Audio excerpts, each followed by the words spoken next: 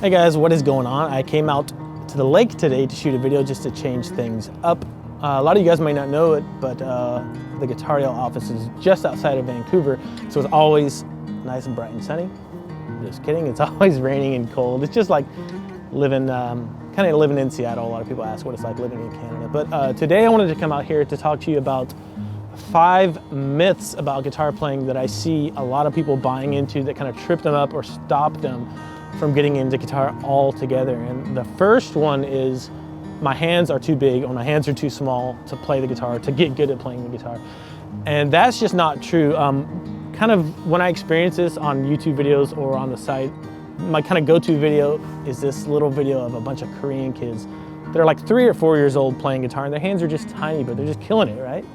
With the exception of like really, really rare circumstances, your hands are not too big or too small to play the guitar.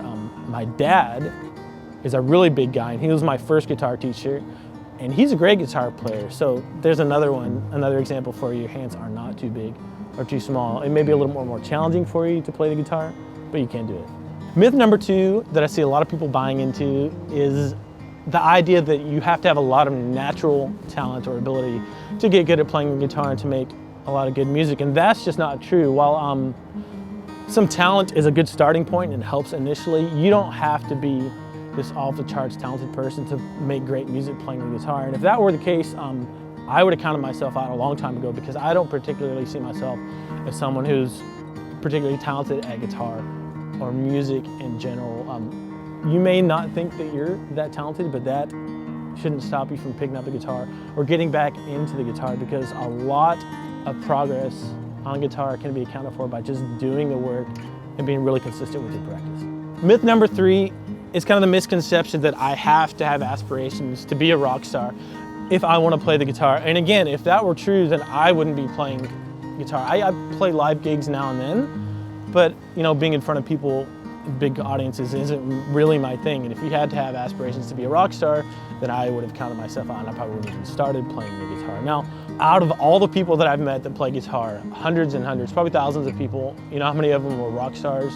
Maybe 10. And that's because I was either at a show or I saw somebody, you know, a guitar player that I really admire, went up to them and met them. The vast majority of guitar players that I've met are just weekend warriors who love music and love, you know, trying to develop their craft on the guitar. And that's just like me and you out there. You know, all we want to do is get better on the guitar and enjoy playing. So don't think that you have to have aspirations to be, you know, the next Steve Vai or Slash to get really good at guitar and make some great music.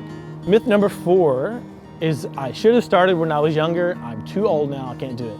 And that's not true either. And I see this proven wrong almost on a weekly basis when we get new members in to the Guitar Yell site. A lot of them are, you know, 60, 65, even 80 years old. And they email me as, well, I figured I'd give it one last shot. It's something I always wanted to do. And most of the time what happens is they put in some work and a few months later, they're playing along to their favorite songs, which is great. So don't think that if you didn't start when you're a little kid that you can't do it. You may have some more challenges if you're a bit older, but you can do it. Myth number 5 is I have to know lots of complicated chords and scales to play the songs that I love. And that's just not true. If you have a solid understanding of, on the guitar, 5 basic chords and a handful of scales to go with them, you can get down all the fundamentals that you need to play along to your favorite songs. And you know, a lot of guitar players avoid getting to know those 5 chord shapes really intimately inside and out. But if you do that, you're gonna be miles ahead and you'll be able to play pretty much anything you want, or understand how to get to play pretty much anything you want on the guitar.